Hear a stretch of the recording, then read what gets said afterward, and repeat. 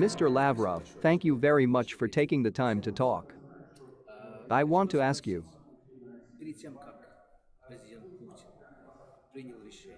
Before President Putin made a decision and announced the start of a special military operation,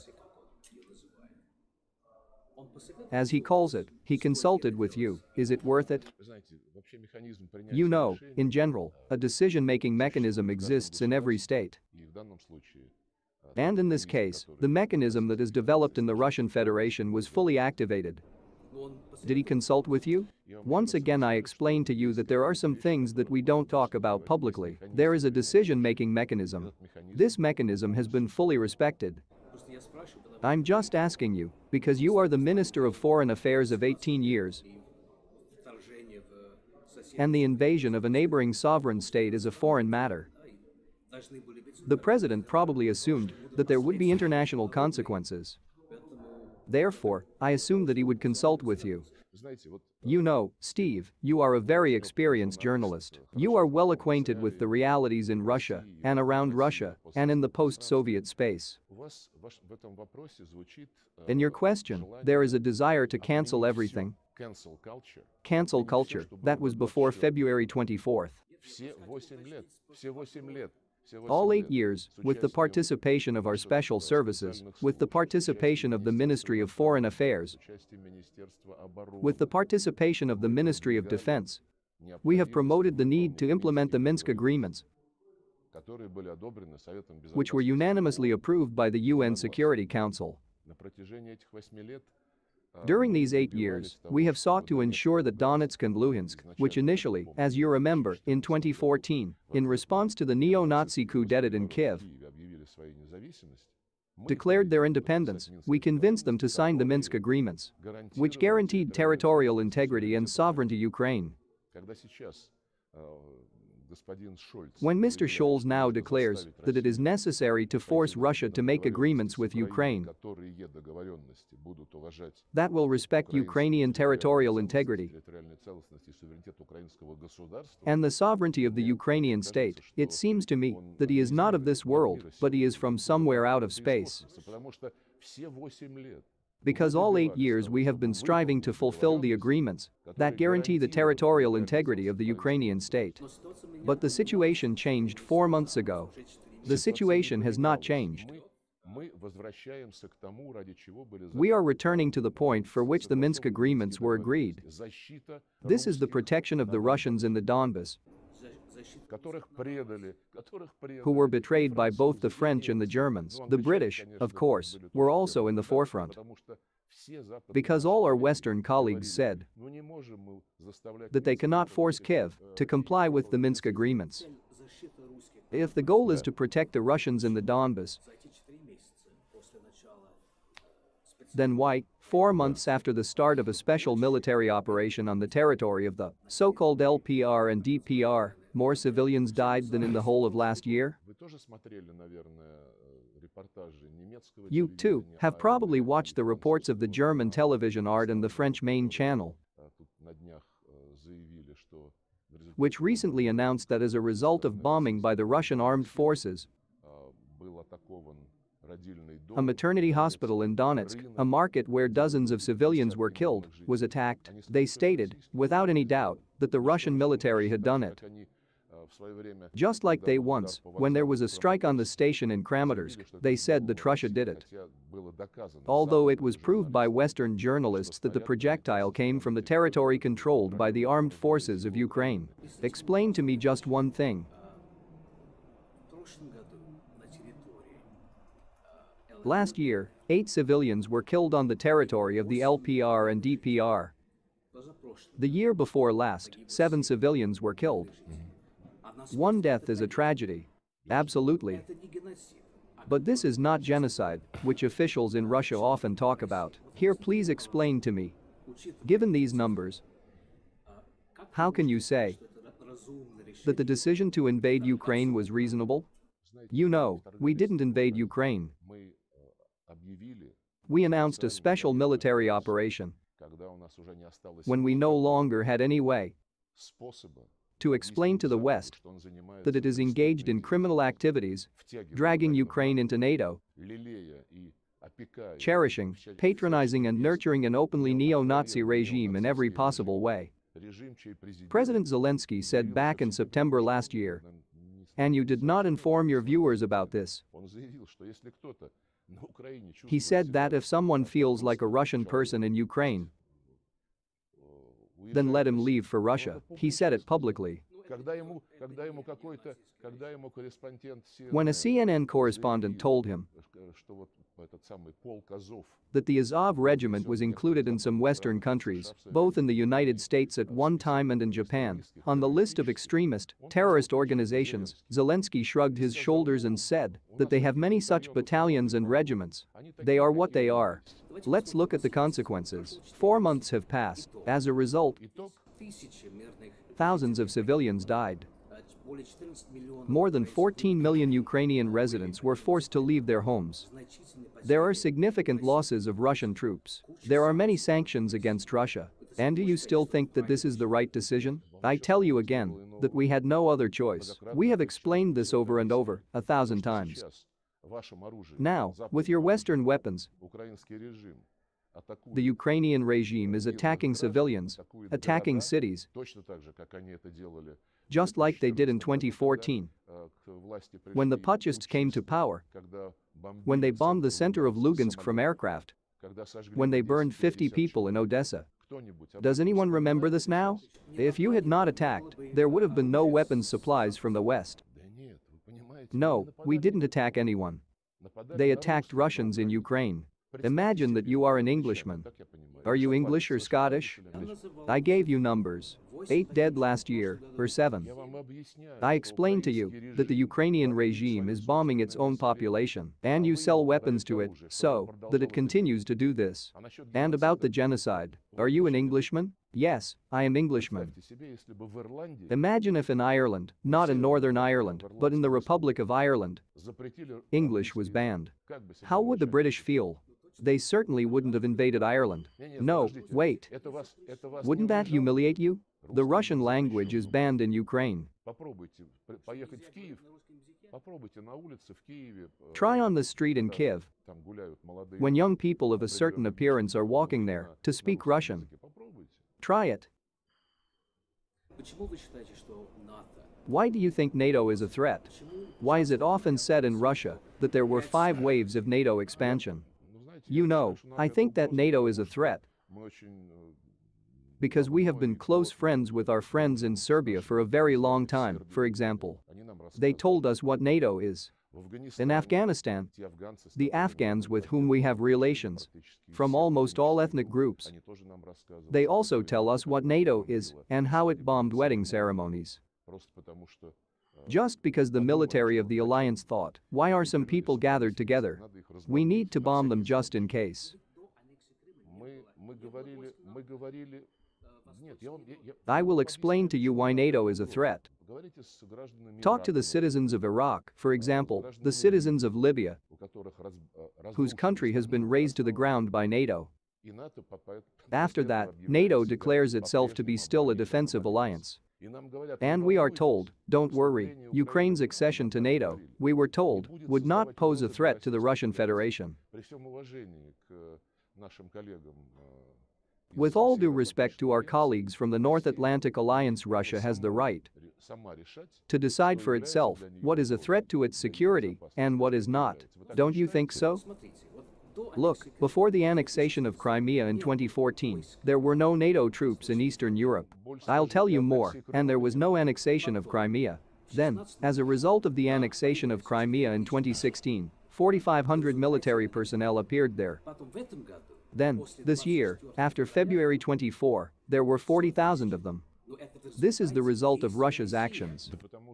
Listen, Steve, you're a smart person.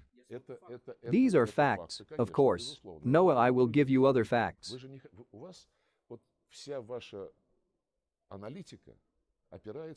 All your analytics is based on the same cancel culture. You cancel everything that preceded the event that you decide to call either an invasion or an annexation. What happened on February 21, 2014 in Ukraine? This is what we call a coup. What do you call it? I ask you first. What do you call it? I have already said that we call this a coup d'état that took place the morning after France, Poland, and Germany put their signatures on the agreement between the then president and the leaders of the opposition. The next morning, the leaders of the opposition did not give a damn about Germany, France, and Poland, and Germany, France, and Poland wiped themselves off. Speaking in Russian, we called it coup d'état. And what did you call it? The events of 8 years ago give you the right to do what you do? This is not about law.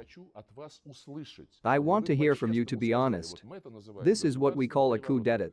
What is it called in England? This is me interviewing you. Oh sure. But I want to understand your logic. Because in order for me to answer you clearly, you must clearly explain to me what you are talking about. I want to understand your logic. You say NATO is a threat. Look, now you are saying that there are too many NATO near the borders with Russia. And now, as a result of Russia's actions, there is even more NATO. Finland and Sweden enter into an alliance. Finland and Sweden have long become subordinate to the Anglo-Saxons as part of the rapprochement between the European Union and NATO. The European Union is losing its significance. This is a failure of Russian diplomacy. In what sense? That Sweden and Finland become members of NATO. Sweden and Finland exercise their sovereign right and act as their government sees fit. They also do not take into account the opinion of the people, just as they did not take into account the opinion of many other peoples, solving the tasks that NATO sets for itself. That is, this is not a threat to Russia. We'll see how it ends. We have said more than once that when, and if Sweden and Finland join NATO, we will see what will actually happen on Earth. Will arms be supplied there? Will new contingents be deployed there? At the same time, I assure you that no one will listen to the Europeans. No one will listen to either Finland or Sweden.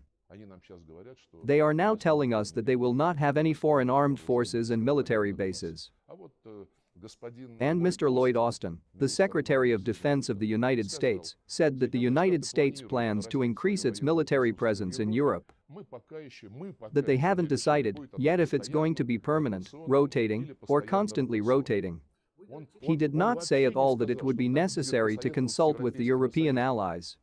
He does not want to listen to these European allies. He decided so. He announced that they would decide it in Washington.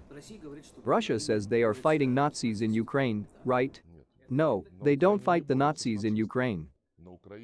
Nazism flourishes in Ukraine. Then listen to what the UN High Commissioner for Human Rights has to say.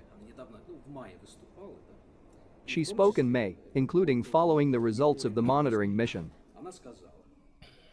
And she said that in the village of Yuhodnoye in the Chernihiv region, the Russian military held 360 people for 28 days, including 74 children and 5 people with disabilities in the basement of a school, without a toilet and without water. 10 elderly people died. Is this the fight against Nazism? You know, unfortunately, international officials, including the UN High Commissioner for Human Rights, and, to my great regret, the UN Secretary General and many other representatives of the United Nations, are subject to pressure from the West. And very often they act as the mouthpiece of the fake news that the West is spreading. That is, it turns out that Russia is again white and fluffy? No, Russia is not white and fluffy. Russia is what it is. We are not ashamed to show ourselves as we are. Can I still ask you, so that I understand the policy of your media about the tragedy in Bucha, about the staging in Bucha? Did you report? You probably said that Russia did it. I'm right? And the fact that the Guardian newspaper, published in London, later received the results of a preliminary forensic examination, which showed that the vast majority of those people whose corpses were shown on all television channels in the world were injured by artillery shells. What is the purpose of your question? We have little time. Yes, we don't have much time. But you don't want to explain to me why you constantly, to put it mildly, tell lies? I ask you a question. How did the BBC cover the events in Bucha? I have not been to Bucha. I am in Russia, so I am asking about Russia's position. The goal of the operation, as the president of Russia then stated, is regime change. Is not it? It's not about regime change. The purpose of the operation is to protect the rights of the Russians, who for 8 years were grossly ignored, not only by the Kiev regime, but also by the entire West and the civilized community, which refused to comply with the Minsk agreements. If you did not want to ensure the rights of the Russians in the Donbas by implementing the Security Council resolution by Kiev, then we will ensure the rights of the Russians ourselves. And we do it. On February 25, Putin addressed the Ukrainian soldiers and told them to take power into their own hands, since it would be easier for Russia to negotiate with them than with the gang of drug addicts and neo-Nazis that settled in Kiev. This sounds like a direct call for a military mutiny. No, this sounds like a direct call to do your military duty and not to serve the Nazis, who cancel everything that their regime does not like, including Russian education, Russian culture, Russian media. The BBC has not been cancelled in Ukraine because you are not telling the truth about what has been going on there for 8 years. I ask you, did you or any of your colleagues from the BBC travel to Donbas for 8 years when Kiev soldiers bombed civilians there? You know, for 6 years our team has repeatedly applied to the leadership of the DPR and LPR for permission to come and see what is happening. Every time we got rejected. I think that if there really was a genocide going on there, they would be interested in us coming and seeing. But no. Why weren't we allowed? I don't know why they didn't let you in. But our journalists worked there around the clock and showed the results of the bombing of the Kiev battalions. You would go to the Ukrainian side, to the line of contact. There they have no such destruction and close. I want to ask you. Your president recently praised Peter the Great very much for allegedly returning the primordially Russian territories, and even added that it also fell to our lot to return and strengthen. I want to ask you, how many more territories and what territories are you going to return? Well, first of all, the president has said everything. I have nothing to add here. And secondly, I will tell you again. You are trying to forget everything that preceded that event. I'm telling you. You deny. You cancel. You don't want to hear about what preceded February 24. What preceded the vote in Crimea. You are not satisfied that we are very patient. But when patience bursts, we react to rudeness and humiliation of the Russian people, as happened with the coup d'etat in February 2014. When people came to power who said that they were cancelling the regional status of the Russian language.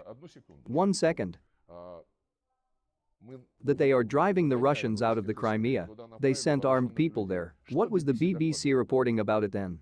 Nothing at all. You said that this is a normal democratic process, that's all.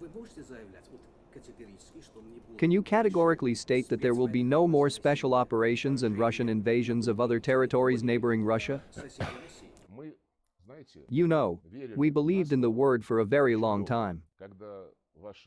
Your brother soldiers, compatriots, together with other members of the North Atlantic Alliance, solemnly proclaimed the principle of the indivisibility of security, when no one has the right to strengthen his security at the expense of the security of others. And when we said that the five-fold expansion of NATO violates our security, you simply ignored us. Now French President Macron has said that they should talk to Russia, that they should not humiliate the Russians. Do you know who answered him? Minister of Foreign Affairs of the Czech Republic, some kind of Mr. Lepavsky. He said that Macron did not understand anything, implying that the Russians should be humiliated. What do you think about it? I want to ask you about the Britons who were recently sentenced to death. To do this, you must interview in the Donetsk People's Republic, since Russia is the only country that recognizes the DPR. No, not the only one, several other countries have recognized them. I think the DPR has a strong influence in Russia. We are friends, we are allies. Therefore, in the eyes of the West, Russia is responsible for the fate of these people. No, listen, I'm not interested in the eyes of the West at all. I am only interested in international law. Under international law, mercenaries are not combatants. Therefore, what is in your eyes? Frankly, does not matter. They are not mercenaries, they served in the Ukrainian armed forces. This must be determined by the court. Do you think there is an independent court there? I am convinced that there is an independent court. Do you think you have an independent judiciary? How did you judge Litvinenko? Or rather, how, after Litvinenko's death, your independent court took and declared a public process, that is, classified the case. You did the same with the Skripals. This is your law. Did the British government approach you about the fate of these guys? I didn't hear them contact us. They are used to doing everything in public. They began to declare that they were concerned about the fate of their subjects. I don't know if they contacted us or not. They must apply to the Donetsk People's Republic. What can you say about relations with Great Britain now? To say that they are bad is, of course, an understatement. You know, in my opinion, there is no room for maneuver in these relations. Because both Johnson and Truss publicly declare that they must defeat Russia, that they must bring Russia to its knees. Come on, put it on. How does Moscow see the Great Britain now? This is a country that is trying once again to sacrifice the interests of its people to the ambitions of politicians who think only about the next elections and nothing else. You criticize the countries that supply weapons to Kiev.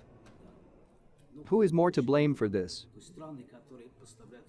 Countries that supply weapons to Ukraine, which defends its lands, or a country that attacked it? How does she protect her lands when she bombs her citizens? I remind you once again that Zelensky said in September that whoever wants to think in Russian, who considers himself Russian, let him go to Russia. Why don't you talk about it? Why do you forget about previous events? Now, when they are bombing their own cities, towns, markets, maternity hospitals, all this is allegedly in order. You ask why Russia is at war in response to what we show. If in Britain they do not show the consequences of the bombing of Donetsk, Kramatorsk and other settlements, then here you are probably watching this. Do you report anything about this? You said that you are protecting the Donbas and the people in the Donbas. I told you that 20 times more people died. And I told you that these people are being killed by Ukrainian neo-Nazis. I ask you, do you show the results of the bombing of settlements by the armed forces of Ukraine? Or do you not show it in your reports? You don't show it? I'm right? Therefore, you now need to extract from me some words of regret about what is happening in order to send your report to London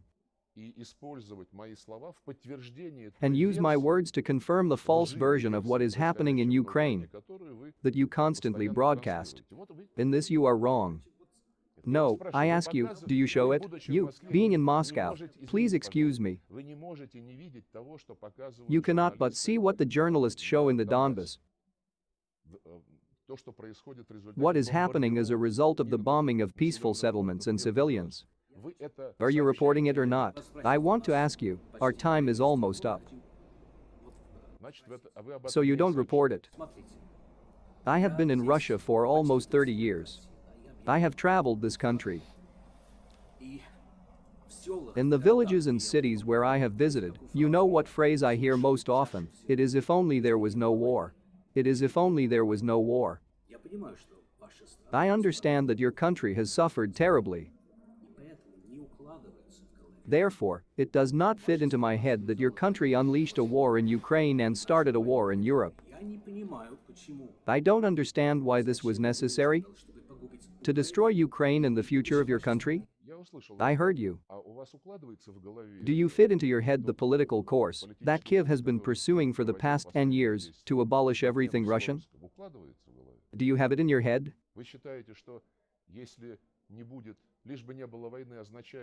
Do you think that the phrase "if only there was no war" means the possibility of humiliating Russia? As the Minister of Foreign Affairs of the Czech Republic says about this, answering Macron, who calls not to humiliate the Russians. For some reason no one talks about it. You have captured what you need for your line, for the logic of your broadcasts. If only there was no war, this phrase is deeply rooted in the Russian people. But pride is also rooted in the Russian people. What we call national pride, self-esteem, which they are trying to deprive all Russians in Ukraine with your support, that's all. Thanks a lot. Thank you, Steve.